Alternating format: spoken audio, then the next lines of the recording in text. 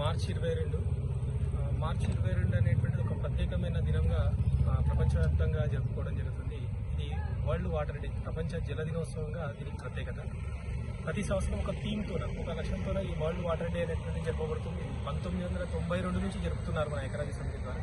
అయితే ఇప్పుడు ప్రజెంట్గా ఈ సంవత్సరం హిమనీ నదాల రక్షణ అనేటువంటి ఒక టాపిక్ తీసుకోవడం జరిగింది. అంటే మంచు పర్వతాలు కరిగి నీరు అనేటువంటిది మనకు లభిస్తుంది కదా, వాటి పరిరక్షణ అనేటువంటి చేయడం లక్ష్యంగా ఈ సంవత్సరాన్ని ఎంచుకోవడం అనేటువంటి జరుగుతుంది. ప్రతి సంవత్సరం ఒక దానిపైన వాళ్ళు పనిచేయడం అనేటువంటి జరుగుతుంది.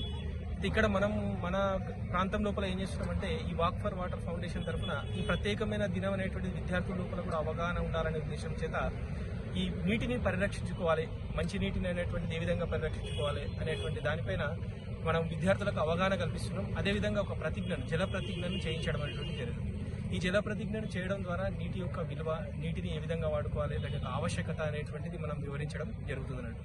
ఇలాంటి కార్యక్రమాలు అనేటువంటివి గ్రామీణ స్థాయి నుండి మన అర్బన్ ఏరియా లోపల, పట్టణ ప్రాంతాల వరకు ప్రతి సంవత్సరం అనేటువంటి జరుగుతుంటే ప్రజల లోపల అవగాహన అనేటువంటిది పెరిగి ఆ నీటి యొక్క విలువ, నీటి లభ్యత అనేటువంటిది ఏ విధంగా ఉంటుంది, దాన్ని ఏ విధంగా వినియోగించుకోవాలనేటువంటి విషయం కూడా అవగాహన శక్తి అనేటువంటి పెరిగే అవకాశం ఉంటుంది. కాబట్టి ఇలాంటి కార్యక్రమాలు అనేటువంటివి చాలా ఎక్కువగా జరిగినప్పుడే ప్రజల లోపల చైతన్యం వస్తుంది.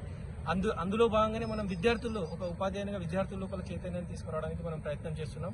ఇంకా ఎక్కువ మొత్తం లోపల ఇలాంటి కార్యక్రమాలు జరగాలనేటువంటిది మేము ఆశించడం అనేటువంటిది వాక్ ఫర్ వాటర్ ఫౌండేషన్ తరఫున ఆశిస్తున్నాం.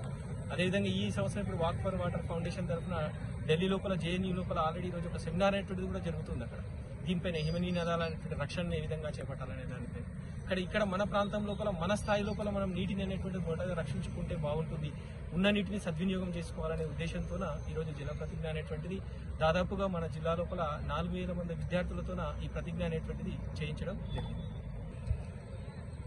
అదేవిధంగా మనం గ్రీనిష్ అంటే మనకి పచ్చదనాన్ని కూడా పెంచుకుంటే చాలా బాగుంటుంది. ఎందుకంటే మొక్కలను పెంచుకోవడం వల్ల మనకు వాతావరణం అనేటువంటి చల్లబడుతుంది. వాతావరణం చల్లబడినప్పుడు మనకు వర్షాలు అనేటువంటివి ఎక్కువగా వచ్చేటువంటి అవకాశం ఉంటుంది.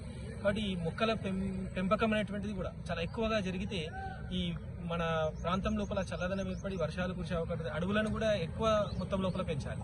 అంటే ఎక్కడైతే అనువుగా ఉంటాయో, అంటే ఎక్కడైతే ప్రభుత్వ భూములు అలాంటి ప్రదేశాలు ఎక్కువ ఉంటాయో అలాంటి ప్రాంతాల లోపల అడవుల పెంపకం పైన దృష్టి సారించి ప్రభుత్వాలు అనేటువంటిది ఈ వర్షాభావ పరిస్థితులను తట్టుకునే విధంగా చేస్తే చాలా బాగుంటుంది. దీనివల్ల మనకు ఒక రకంగా వర్షాలు పడడం వల్ల నీటి యొక్క స్థాయి, భూగర్భ జలాలు అనేటువంటి పెరిగే అవకాశం ఉంటుంది. కాబట్టి పచ్చదనం అనేటువంటిది కూడా పెరగాలని మేము మా సంస్థ తరఫున ఆశిస్తున్నాం. అదేవిధంగా మొక్కల పెంపకాన్ని కూడా మనం చేపట్టడానికి అవకాశం ఉందండి.